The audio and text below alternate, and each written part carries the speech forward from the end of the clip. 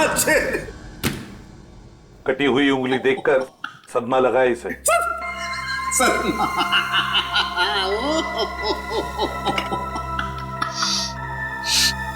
नहीं सर, इसमें कोई लाफिंग गैस नहीं है। Laughing gas? ये देख साउंड के, तुझे हमने सिर्फ इतना बताया कि गायत्री नाम की एक औरत ने एक बच्चे की उंगली काट दी, तो तुझे हंसी के फव्वारे फूट रहे हैं। यार सिर्फ इतना ही कहा है ना कि ये उंगली शायद 5-6 दिन पहले काटी गई है, क्योंकि सही सलामत है, सड़ना शुरू नहीं हुई है। उंगली तो ठीक है, लेकिन ये फॉर्मेल्डिहाइड का क्या? फॉर्मेल्डिहाइड का क्या? हाँ क्या? ये देखो, रिपोर्ट पढ़ो फॉर्मेल्डिहाइड की। क्या? फॉर्मेल्डिहाइड सॉल्यूशन 6 साल पुराना है? 6 साल? पंकज क्या हुआ? लगता है फॉर्मल्डिहाइड पी गया इसे। सर, इसने अभी अभी कटी हुई उंगली का फॉर्मल्डिहाइड सूंघा है। सालूम के साहब ने सूंघा, सालूम के साहब गए। पंकज ने सूंघा, पंकज आया। अब तुम भी सूंघ लो। नहीं सर, मेरी वाइफ ने कहा है हंसना मना है। सालूम के सर, हमें इतना बेवकूफ मत समझिए। ये फॉर्मल्डिहाइड भले 6 साल पुराना हो, मगर इसकी कटी हुई उंगली थोड़ी 6 साल पुरानी होगी। फॉर्मेल तो क्या और नहीं तो क्या? ऐसा नहीं हो सकता कि इस गायत्री के पास 5-6 साल पुराना फॉर्मेल्डिहाइड हो जिसमें उसने ये उंगली रख दी। क्यों? अब चुप क्यों हो गए? अरे यार वो क्या जब जब जब जब है? फॉर्मेल्डिहाइड 6 साल पुराना तो उंगली भी 6 साल पुरानी हो गई। देखो बॉस, वो जो चिट्ठी गायत्री ने भेजी है ना, उस चिट्ठी पर जो स्याही है, मैं उस स्याही के अंदर घुसूंगा और पता चल जाएगा। आओ ये लो, सालू के सब अब चींटी बन के दिखाएंगे। कैसे? कुछ पी जाएंगे और क्या, चींटी बन जाएंगे? ओ, अगर चींटी नहीं बनेंगे तो इनके अंदर घुसेंगे कैसे, है ना? चल, ये है क्रोमेटोग्राफ। लाइट वहां से निकलेगी और इस जाली पर पड़ेगी। ये खास किस्म की जाली। यहां पर लाइट का एक स्पेक्ट्रम बनेगा। लाइट हो जाएगी सतरंगी और इस फिल्टर पर पड़ेगी। ये खास किस्म का फिल्टर है, जहां से सिर्फ एक खास किस्म की लाइट की रेज ही इस चिट्ठी पर पड़ेगी जो गायत्री ने लिखी, और वो लाइट इस चिट्ठी पर जो स्याही है, उस स्याही के अंदर घुस जाएगी। उस लाइट की वजह से इस स्याही के छोटे छोटे कण अचानक गर्म होना शुरू हो जाएंगे और उन कणों की उछल कूद यहां पर दिखाई देगी। और ये इस कंप्यूटर के साथ जुड़ा हुआ है। दरअसल एक कंप्यूटर हमें पढ़ के बताएगा कि ये स्याही कितनी पुरानी है।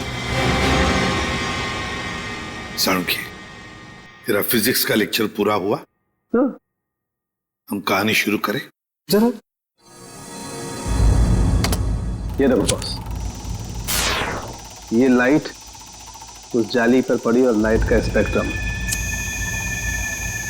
और ये खास किस्म की लाइट घुसी इस चिट्ठी पर।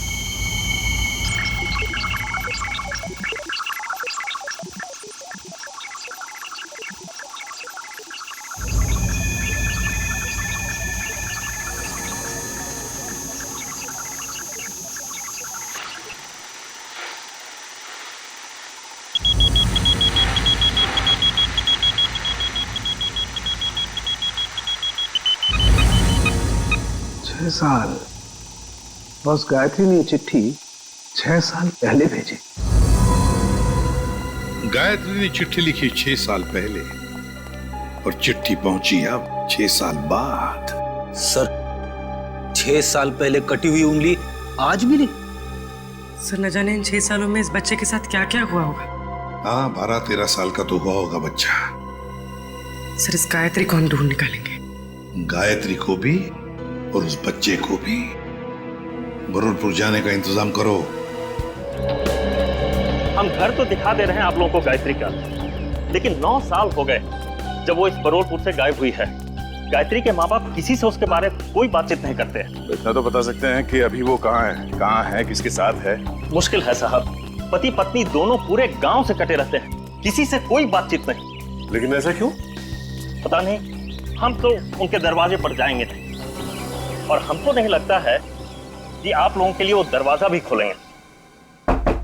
टेलीग्राम। टेलीग्राम? किसने भेजा टेलीग्राम? गायत्री ने भेजा टेलीग्राम। गायत्री? सरिता, सरिता रुक, चुप।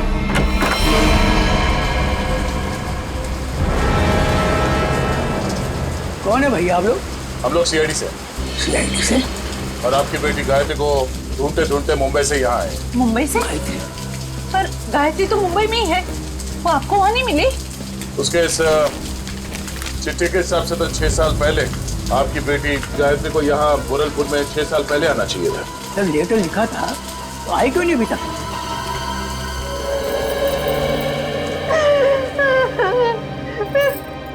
कहाँ गई मेरी बच्ची? कहाँ गई? कहाँ गई मेरे बच्चे? देखिए, आप लोगों को गायत्री के बारे में जो कुछ भी मालूम है हमें बताइए, हम उसे ढूंढ निकालेंगे। हो सकता है वो किसी परेशानी में हो। हाँ? वो मुंबई में कहाँ रहती थी?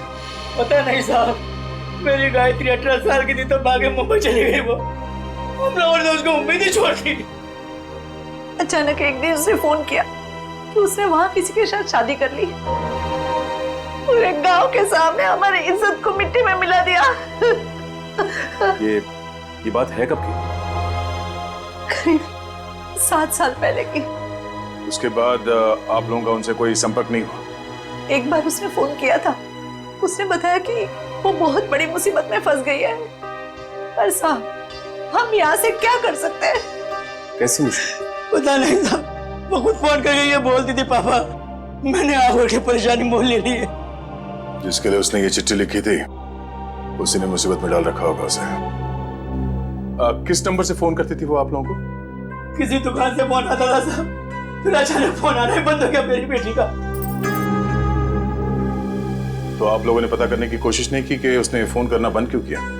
साहब, हमने कई बार वहाँ फोन किया और एक दिन दुकानदार ने बताया कि वो मैडम अब यहाँ पे नहीं आती, शायद वो मोहल्ला छोड़कर चली गई। तो आपने उसे ढूंढने की कोशिश नहीं की? नहीं मैडम। अच्छा, गायत्री के पति के बारे में कुछ पता है आपको? कोई पता नहीं साहब पति के बारे में। अच्छा, गायत्री का एक बेटा भी था ना? नहीं साहब, उसका कोई बच्चा नहीं था, वरना क्या वो अपनी माँ को नहीं बताती? ठीक है, आप हमें उस दुकान का नंबर दीजिए और गायत्री का फोटो भी हम पता कर लेंगे। ये क्या है, तेरे को बच्चे को तैयार करने में इतना समय लगता है? अरे आ रहा हूँ भाई, नए कपड़े पहना रहा हूँ। ठीक है, जल्दी आ। पता नहीं यार ये बॉस को भी क्या हो जाता है, हर महीने में एक नया कपड़ा पहनाकर उसका फोटो खींच के भेजने को कहते हैं। कमाल है। चल ना, ले तैयार हो गया। बेटा क्यों रो रहे थे?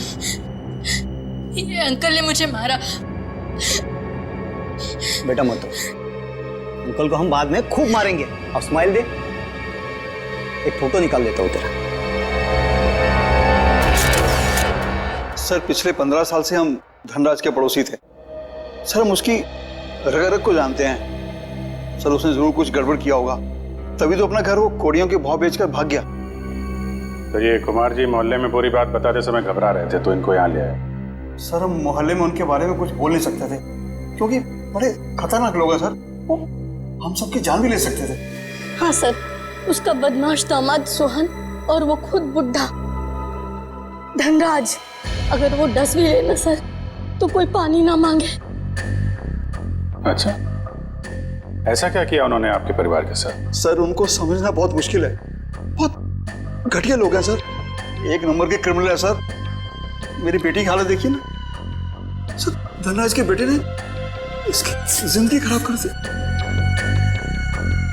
रणवीर ने?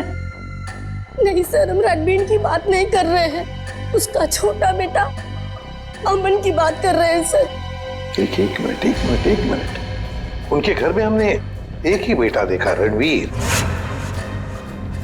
लेकिन धनराज का दूसरा बेटा अमन है, ये तो हमें किसी ने नहीं बताया। सर, उन्होंने भी आपको सच नहीं बताया,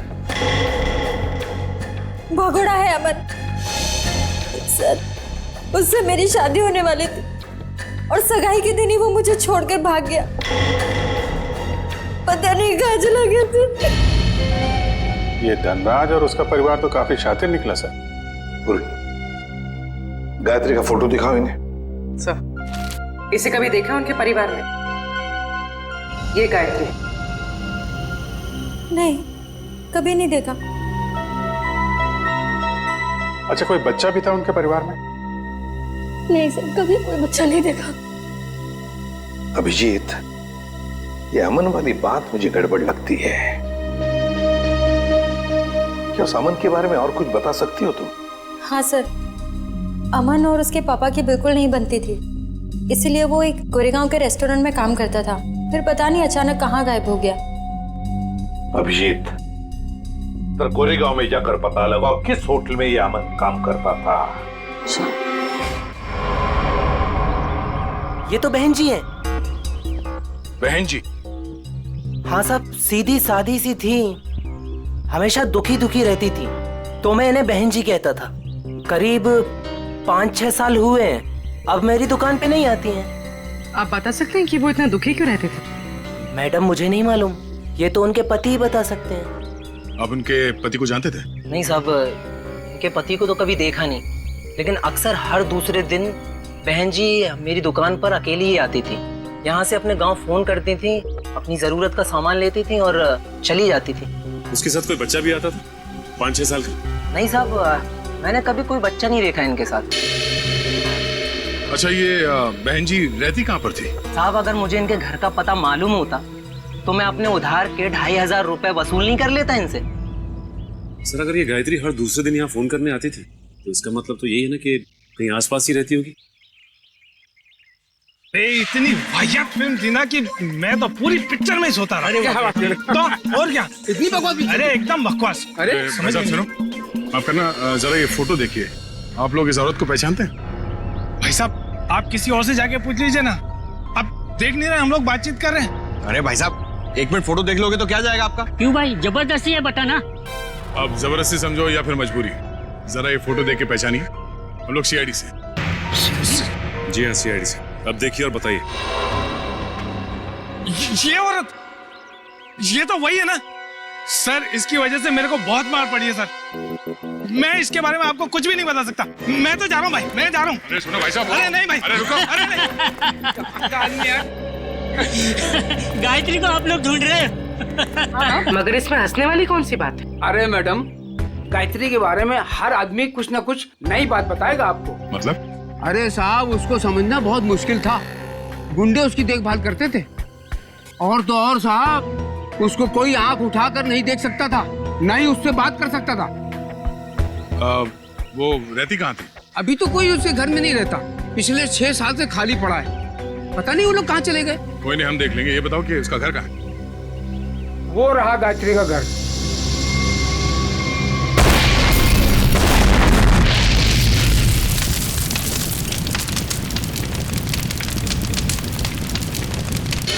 ये तो अमन साहब हैं सर।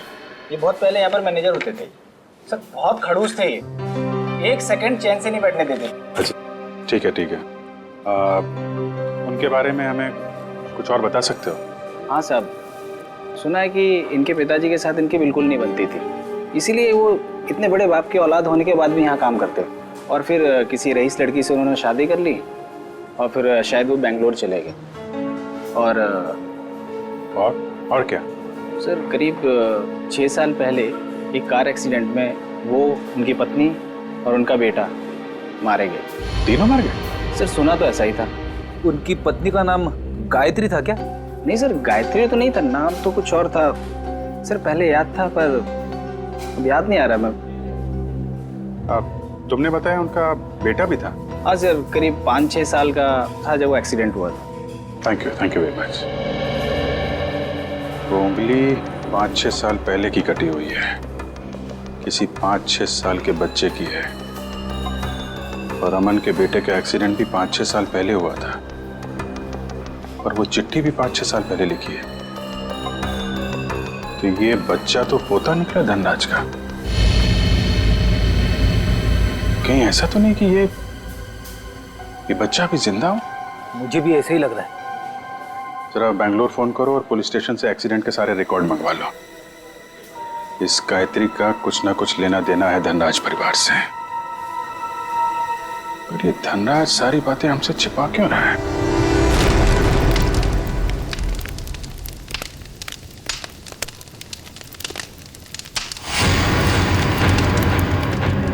क्या टाइमिंग थे? हम लोग यहाँ गायत्री के घर पहुंचने ही वाले थे कि किसी ने यहाँ पे बॉम्ब ब्लास्ट कर दिया। सर ये ठंडे बस्ते में पड़ा हुआ मामला नहीं लगता है। लगता है बच्चा अभी भी जिंदा है और ये मुझे हम पे नजर रखे हुए था, इसीलिए उसे पता लग गया कि हम गायत्री के बारे में पूछताछ कर रहे हैं। हाँ, मगर ऐसी क्या चीज थी यहाँ जो मुजरिम चाहता था कि हमारे हाथ न लगे? ये घर सालों से बंद पड़ा है, गायत्री यहाँ पे रहती भी नहीं है, फिर ये धमाका करने की क्या जरूरत थी? जरा देखो आसपास, देखो कोई सुराग मिलता है।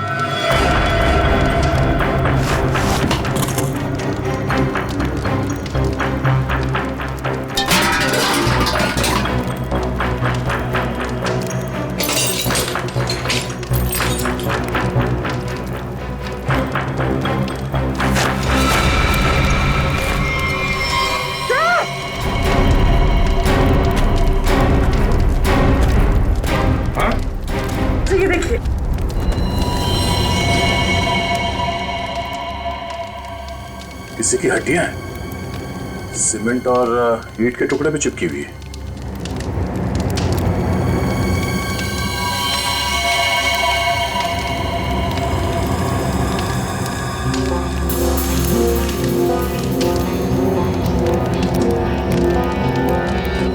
इतनी सारी हड्डियां, लगता है यहाँ पे किसी की लाश को गाड़ दिया गया था और उस कंकाल को नष्ट करने के लिए ब्लास्ट किया गया। तो मतलब मुझे नहीं चाहता था कि कंकाल हमारे हाथ लगे। एक काम करो, ये जितनी भी हड्डियां सब उठा लो और लाश की खोपड़ी भी ढूंढो, यहीं कहीं होनी चाहिए आसपास।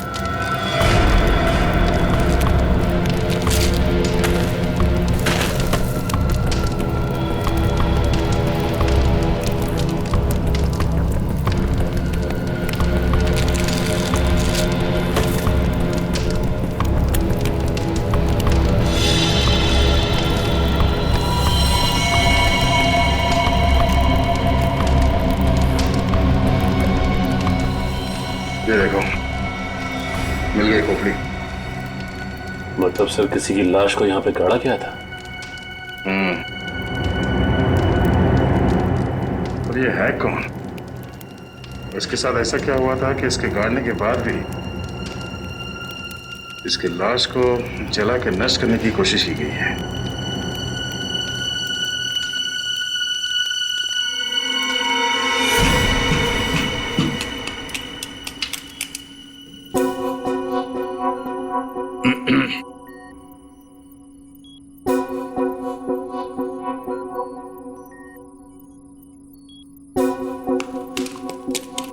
सालुंखे, तू एक एक हड्डी निकालते रहे ना, हम यहाँ खड़े खड़े भजन करते हैं। हाँ? बॉस आप वक्त से पहले आकर के खड़े हो गए मेरे सर। ये हड्डियां किसकी है बता? ये हड्डियां एक लड़की की है। सर गायत्री के घर में लड़की की हड्डियां? कहीं कहीं हड्डियां गायत्री की तो नहीं? पता नहीं गायत्री की हैं या नहीं है, ये तो तभी पता चलेगा जब हम इस खोपड़ी पर चेहरा बना लेंगे। हाँ वैसे एक बात बताऊं, ये हड्डियां किसी 30 साल की उम्र की औरत की हड्डियां हैं, क्योंकि इन हड्डियों की डेंसिटी ज्यादा बदली नहीं है और औरतों में 30 साल के बाद ही बदलाव आता है। तो फिर डॉक्टर सालुंखे, क्या हम इस खोपड़ी पर चेहरा बनाना शुरू करें? क्यों नहीं?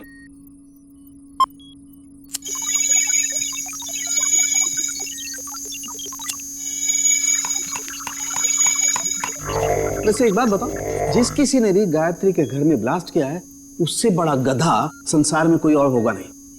वो क्यों? सिंपल सी बात है, अगर वो ब्लास्ट नहीं करता तो ये खोपड़ी बाहर नहीं आती, और अगर ये खोपड़ी बाहर नहीं आती बॉस, तो हम इस खोपड़ी पर चर्चा नहीं कर रहे होते।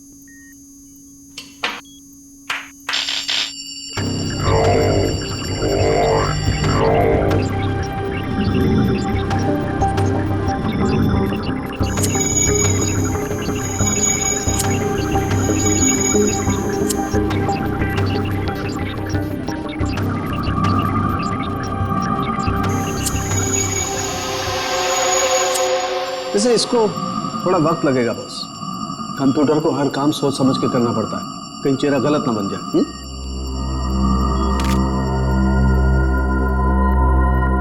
माय गॉड, ये क्या है? ये देखो बॉस, ये तो सोना है, गोल्ड।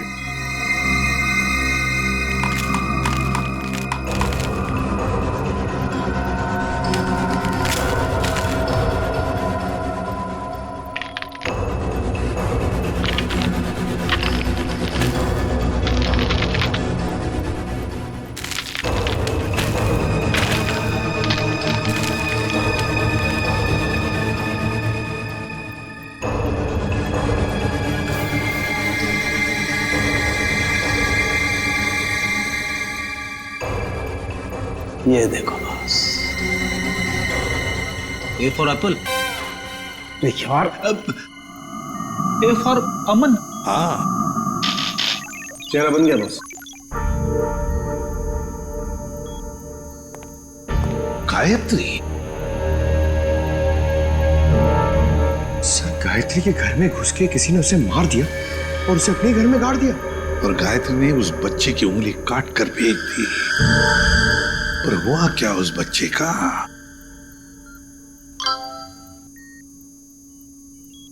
सर, बैंगलोर पुलिस ने एक मेल भेजा है। लिखा है कि 6 साल पहले अमन अपनी वाइफ के साथ कहीं जा रहा था। कार पहाड़ से नीचे गिर गई और कार में आग लग गई। हाँ, मगर इस फोटो में बच्चा भी है। पर सर, मेल में तो बच्चे का कोई जिक्र ही नहीं है। इसका एक ही मतलब हो सकता है कि बच्चा जिंदा है। सर, बच्चे ने गले में एक चेन भी पहनी हुई है। और सर, वही वाली चेन है, A for apple. A for अमन।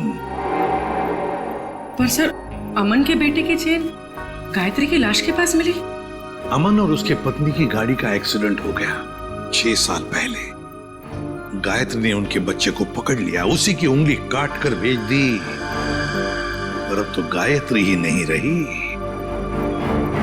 तो फिर वो बच्चा कहां गया? उस बच्चे को ढूंढना होगा, बचाना होगा और इस धनराज की गर्दन पकड़नी होगी। बस बबलू ने एक निवाला खा लिया ना, तो हमारा काम हो जाएगा।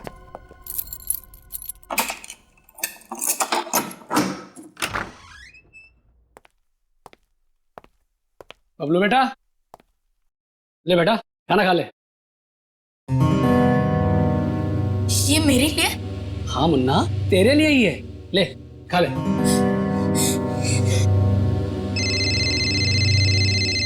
बॉस? हाँ बॉस, हाँ बस निकल ही रहे। हाँ बॉस, आपका काम हो गया बॉस। चल निकल। चल। धनराज जी, क्या कह रहे थे आप लोग? कि आपको उंगली के बारे में कुछ पता नहीं, गायत्री कौन है किसी को कुछ नहीं मालूम, आपके पूरे परिवार में कोई बच्चा है ही नहीं, तो फिर क्या ये झूठ पे झूठ बोलते रहे आप। आपको मालूम था वो उंगली किस बच्चे की है। आप जानते थे गायत्री ने एड्रेस लिखने में कोई गलती नहीं की। आपने ये बताना जरूरी नहीं समझा कि आपका एक और बेटा था अमन, जिसका एक 5-6 साल का बच्चा है? क्यों? सर, जब मैंने उंगली देखी थी तो मुझे लगा था कि वो शायद पोते की हो सकती है। सर बचा लीजिए उसे, सर बचा लीजिए, सर प्लीज बचा लीजिए उसे। वो किसी की कैद में है पिछले 6 साल से। उसने कहा है कि जब तक मैं उसे पैसे देते रहूं तब तक वो उसे जिंदा रखेगा।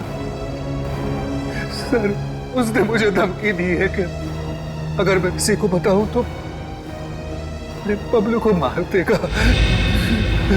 पापा, अमन का बेटा जिंदा है और आपने हमें भी नहीं बताया। मैं नाराज था अमन से। उसने भी मेरे मर्जी के खिलाफ शादी की थी, पर 5 साल के बाद उसका मुझे फोन आया और उसने माफी मांगी, तो मैं किसी को बिना बताए बेंगलोर चला गया। मेरे पोते बबलू को गले लगाया, उनको घर वापस आने को कहकर मैं वापस आ गया। मुझे क्या पता था कि वहां से आते आते उनका एक्सीडेंट हो जाएगा। लेकिन बबलू उस एक्सीडेंट में बच गया, है ना? मुझे लगा था कि उन दोनों के साथ बबलू भी नहीं रहा, पर एक दिन किसी आदमी का मुझे फोन आया। उसने बबलू की आवाज मुझे फोन पर सुनवाई और कहा कि जब तक मैं उसे 10 लाख रुपया महीना देता रहूंगा तब तक बबलू जिंदा रहेगा। आपको ये कैसे लगता था कि उन्होंने बबलू को जिंदा रखा होगा? सर, वो हर महीने मुझे बबलू के फोटोग्राफ्स भेजता रहा सर। एक मिनट, ये लीजिए सर।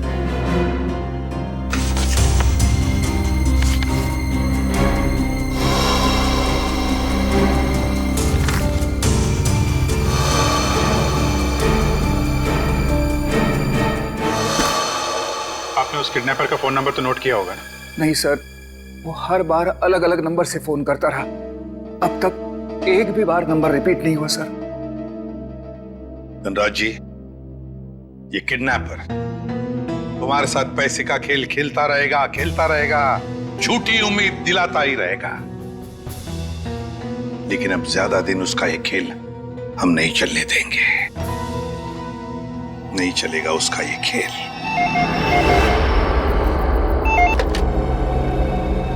हेलो धनराज जी, मैं सोच रहा हूँ कि आपका पोता मैं लौटा दूं। ओह, तुम हो? भगवान तुम्हारा भला करे। प्लीज मेरे पोते को लौटा दो। हम भगवान के भरोसे पे नहीं रहते। तुम हमारा भला करोगे और हम तुम्हारा।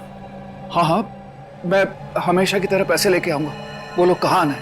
अभी आता हूँ। नहीं, अभी नहीं, कल सुबह ठीक 7 बजे कल्लू गैरेज, और इस बार 10 करोड़ लेकर आना। 10 करोड़? हाँ, 10 करोड़। पर इतने सारे कैश पैसे मैं कहाँ से ले आऊंगा? इसीलिए तो 12 घंटे का समय दे रहा हूँ ना। और सुनो, कोई चालाकी नहीं, वरना अपने पोते से हमेशा के लिए हाथ धो बैठोगे। नहीं नहीं, प्लीज कुछ भी मत करना मेरे पोते को। मैं पहुंच जाऊंगा, 7 बजे के पहले ही पहुंच जाऊंगा। Hello hello hello.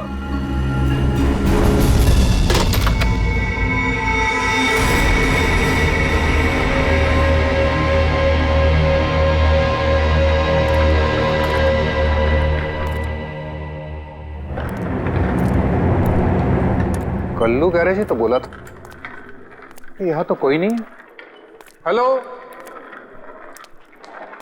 हेलो, कोई है? पापा। रणवीर,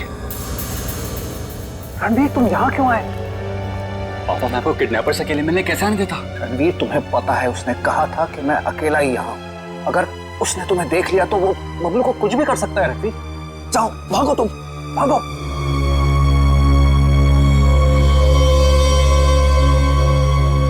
पापा, अगर मैं ही यहां से चला गया तो आपको आपके लाडले पोते से कौन मिलाने वाला है?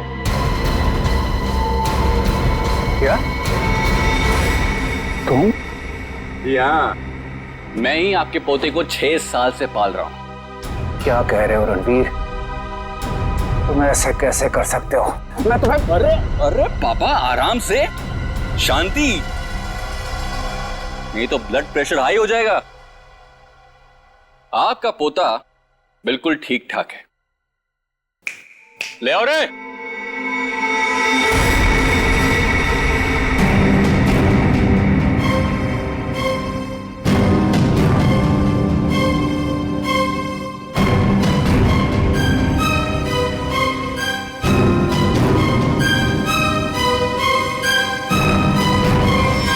बबलू, दादाजी,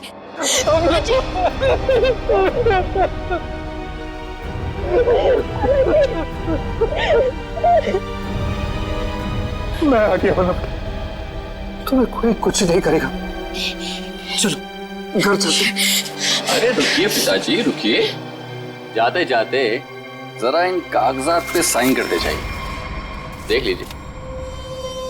वो क्या है ना कि ये सब हो जाने के बाद आप और मैं एक साथ तो रह नहीं सकते, तो आपका घर और फैक्ट्री मेरे नाम कर जाइए और दफा हो जाइए। तुझ जैसे विश्वासघातकी को तो मैं एक फूटी कौड़ी भी नहीं दूंगा। दोगे पापा, दोगे। जब आप बिना देखे अपने पोते के लिए करोड़ों रुपए दे सकते हो, तो देखने के बाद तो इतना दे ही दोगे।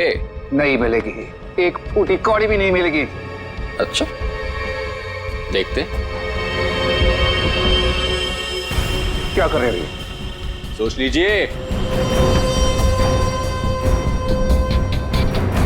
दादाजी नहीं। बुढ़े साइन कर, दोबारा मौका नहीं दूंगा।